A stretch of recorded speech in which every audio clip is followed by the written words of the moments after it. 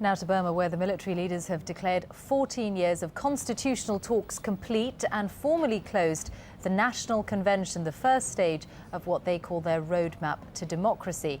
The convention made its debut 14 years ago in 1993, but it was then suspended for several years.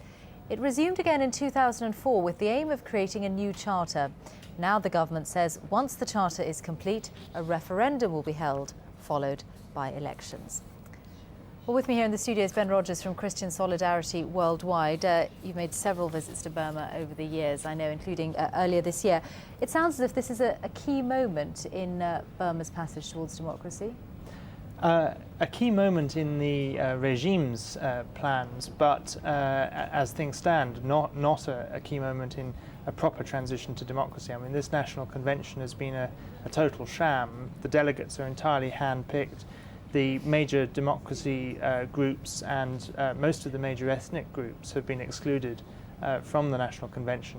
So it really is a rubber stamp for the regime's plans. Is there nothing positive that you can see it, even in the semblance of providing this roadmap to democracy? I think to have delegates that are completely handpicked by the regime, and for the National League for Democracy, Aung San Suu Kyi, who remains under house arrest, and the major ethnic groups to be excluded, really I can't see anything positive out of it. And I think until there is meaningful dialogue between the regime and the democratic movement, there won't be meaningful change. Now you are here on behalf of an aid organisation. You've visited Burma many times over the years. We've seen lots of protests recently. What is your assessment of what life is like for the Burmese today?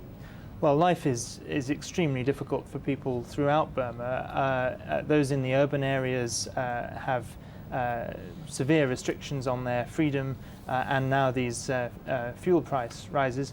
People in the border areas, the internally displaced, are suffering the most horrific human rights violations: rape, forced labour, the destruction of more than 3,000 villages since 1996, more than 1 million people displaced. So really one of the worst human rights situations in the world.